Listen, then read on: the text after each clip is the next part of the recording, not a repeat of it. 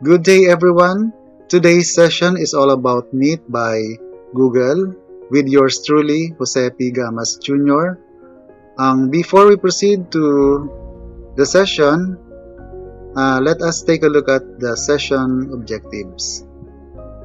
First is to familiarize the steps on how to use Google Meet. Second is to create a Google Meet session.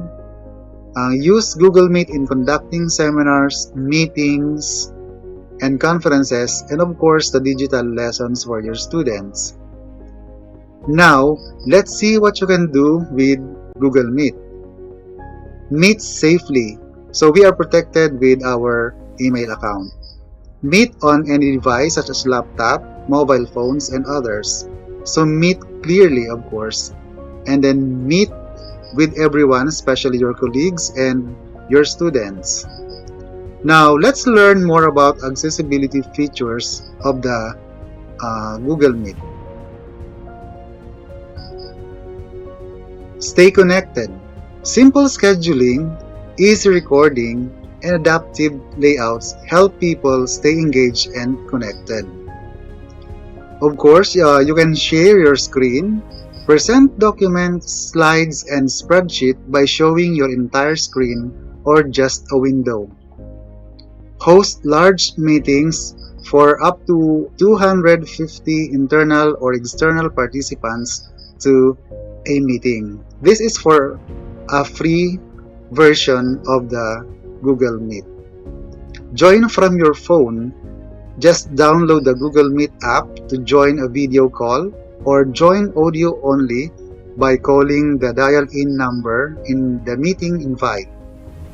Take control, of course. Meetings are safe by default, so owner can control who can join the meetings using the email account. Only people approved by the meeting owner can enter. Broadcast internal events. For paid version, you can live stream events such as town halls and sales, meetings for up to 100,000 viewers within your domain. So for now, we are using the free version. To start with the meeting, just key in the http://apps.google.com/meet in the web browser. So you can see there the join a meeting or the start a meeting. So in my case, I am now ready for a meeting. So pinindot ko po yung start a meeting. So use your DepEd or Google account. So in my case, ginamit ko po yung email account ko. Yan. Then click next to start the meeting. So I am now getting ready for the meeting. So you have there the microphone icon or the audio, the camera icon or the video icon. So you can deactivate or activate the icon there. So para makita nyo or makita kayo ng audience. So in my case, naka-on sila lahat.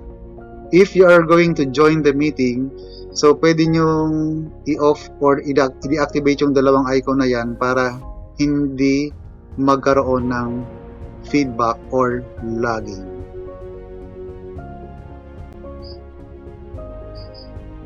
Now, I am now ready for my presentation. So, kung makita niyo yung screen, ayan, gumawa kami ng example. So, yan, ang makita niyo sa screen. To add people, just add and copy the joining info or the link or the dial pin.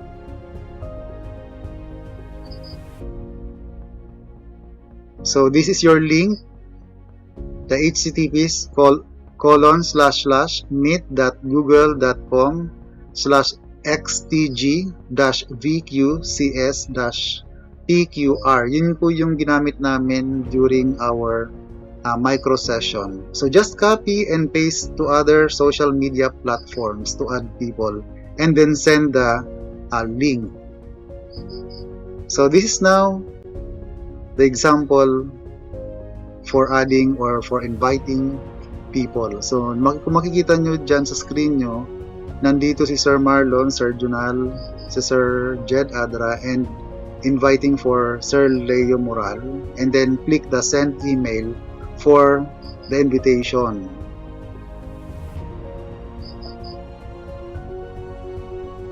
So you can post it or send it to the different social applications, social media platforms, the Messenger, Facebook, Google, in the Google account, or Twitter, or via Instagram kung meron kayo. So now, I am now presenting the session. So with Mr.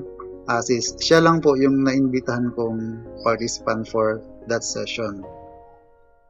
So in this screen, you have there the participants or participant, and then the facilitator. To set up or to meet my presentation, just click the present now. Just click this, and then you are going to select you can select your entire screen or application screen.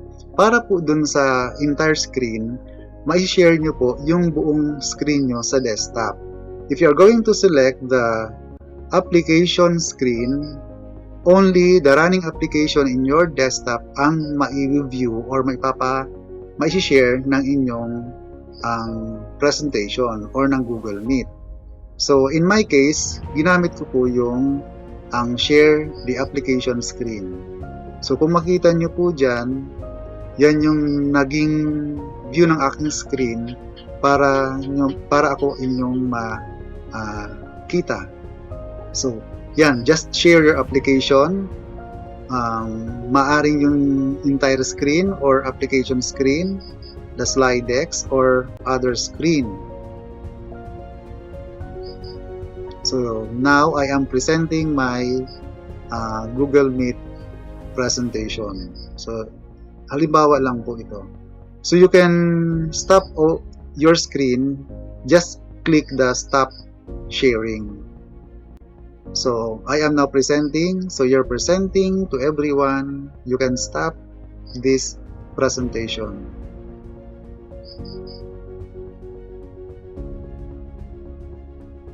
So yan po. So you have there the audiences or the participants, the slide decks or the presentation in the screen as to view what is the presentation given there.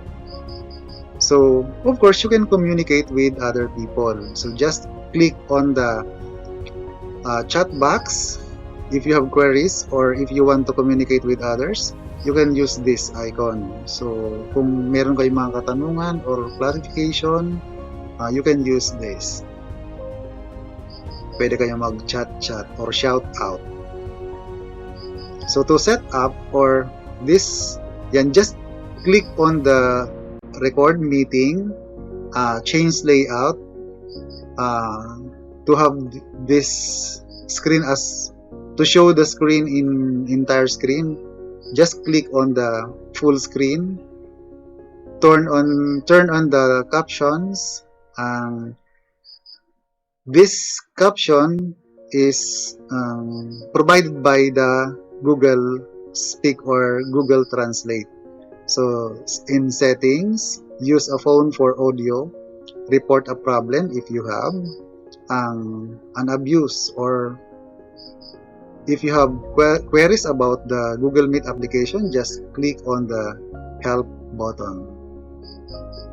Now, your task is to create a mini session using Google Meet for at least 3 participants. You can screenshot and then paste it through slide decks or present your screenshots through slide decks presentation.